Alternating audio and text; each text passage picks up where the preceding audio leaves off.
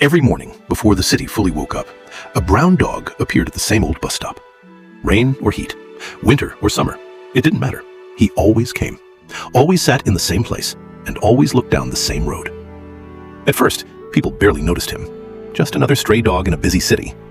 But weeks passed, then months, and the dog never stopped waiting. An old tea seller nearby began noticing him every day. The dog arrived early, sat quietly, never barked, never chased anyone. He simply watched the road, as if expecting someone. Sometimes buses stopped, people stepped out. The dog's ears lifted instantly, his tail moved with hope. Then, slowly, it stopped again, and he sat back down, still waiting. Over time, people in the area began talking about him. The waiting dog. Some brought him food, others took pictures. Children tried playing with him. But even while eating, his eyes stayed fixed on the road, as if nothing else truly mattered. One evening, the tea seller finally learned the truth. An old bus driver recognized the dog, then quietly said, "He used to belong to a man named Hassan." Every evening after work, he returned on the same bus, and every evening, the dog waited for him right here, no matter how late, no matter the weather. The tea seller smiled softly. That explains everything. But the bus driver's face changed. Then he said quietly, "One winter night, Hassan never came home." There had been an accident, a sudden one, and after that night, everything ended for Hassan. Except the waiting, because the dog never understood what happened. To him, his owner simply disappeared, and every day after that, he returned to the same bus stop, waiting for a man who would never step off that bus again. The tea seller looked at the dog differently after hearing the story. Not as a stray, not as an animal, but as someone carrying hope, long after the world had moved on. And somehow, that hurt even more. Summer came, then winter returned again.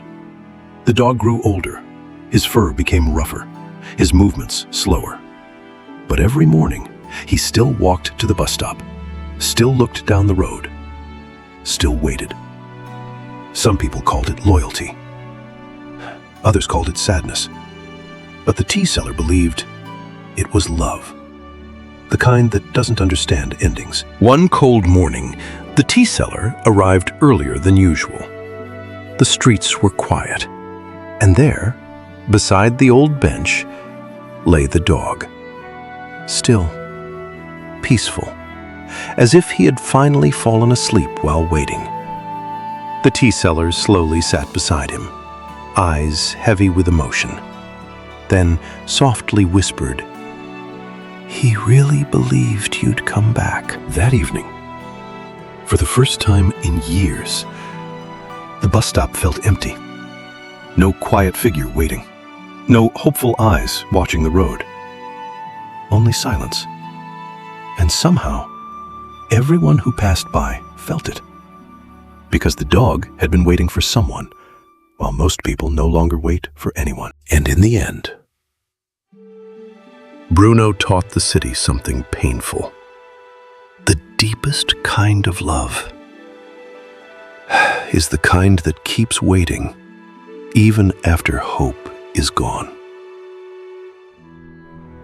Some connections are so deep that the heart refuses to accept their ending. Loyalty is beautiful, but it can also become painful when we keep waiting for something that will never return. Many people spend years emotionally standing at the same place, waiting for answers, people, memories, or moments that are already gone.